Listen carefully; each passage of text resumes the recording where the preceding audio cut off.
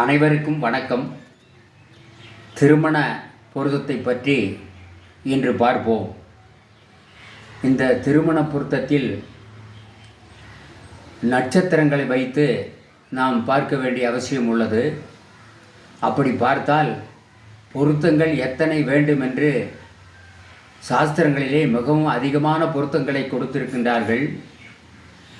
தினம், கணம், மகேந்திரம், ஸ்ரீ தீர்க்கம், யோனி, ராசி அதிபதி, வசியம், ரச்சு, வேதை, நாடி, இந்த 11 பொருத்தங்களும் கொடுக்கப்பட்டிருக்கின்றது. ஆனால் இந்த 11 பொருத்தங்களும் சேர்த்து விவாகம் செய்வது என்பது மிகவும் சிரமம்தான். அதில் தினம், கணம், ராசி, ரச்சு, யோனி, அதிபதி இப்படிப்பட்ட பொருத்தங்கள் நன்றாக இருந்தால் விவாகத்தை கூட்டலாம். அதிலும் முக்கியமான விசேஷம் என்னவென்றால், ஆண் பெண் இருவருக்கும் அந்த விருட்சங்களில், அதாவது 27 நட்சத்திரங்களுக்கு 27 விருட்சங்கள் வருகிறது.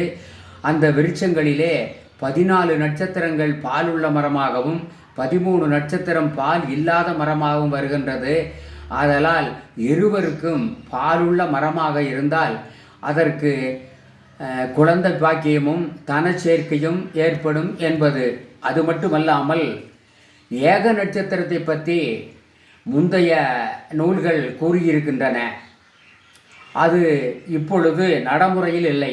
அந்த நட்சத்திரங்கள் என்ன என்றால் ரோகிணி, திருவாதிரை, பூசம், மகம், அஸ்தம், திருவோணம். இந்த நட்சத்திரங்கள் ஆண் பெண் இருவருக்கும் ஒரே நட்சத்திரமாக வந்தால் விவாகம் செய்யலாம் என்று சோதிட நூல்கள் கூறியிருக்கின்றது. அப்படி கூறியிருக்கின்ற பொழுது அந்த 2 ஜாதகத்தையும் சேர்த்தால் திசை ஒன்றாக வரும். அதாவது கூட்டு திசை என்று சொல்லுவது வழக்கம். அந்த கூட்டு திசை நல்ல இடங்களிலே இருந்து வந்தால் அந்த கூட்டு திசை அந்த ஜாதகனுக்கும் ஜாதகிக்கும் எவ்விதமான கெடுதலான பலனையும் ஏற்படாது என்று சொல்லிக் கொள்ளுகிறது.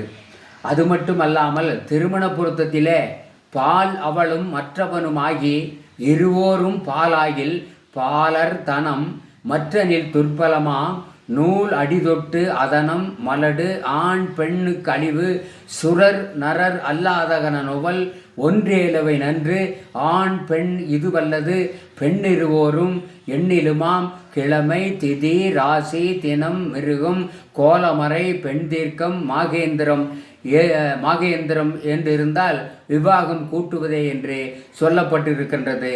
இதை பார்த்தால் அது அவ்வளவு பொருத்தமாக வருமா என்பது சிரமம்தான். ஆண் ராட்சசகணமும் பெண் தேவகணமும் கணம் ஒன்றே என்று சொல்லப்பட்டிருக்கின்றது. இருவருக்கும் ஒரே கணமாக வேண்டும். அதாவது மனித கணம் என்றால் பெண்ணுக்கு மனித கணம் என்றால் ஆணுக்கும் மனித கணம் வேண்டும் என்று சொல்லப்படுகிறது சாஸ்திரத்திலே. அதே மாதிரி தேவகணமும் இருவருக்கும் ஒன்றாக இருந்தால் நல்லது என்று சொல்லப்படுகிறது. ஆண் ராட்சசகணமும் பெண் தேவகணமுமாக இருந்தால் மத்தியமத்திலே எடுத்துக்கொள்ளப்படுகிறது.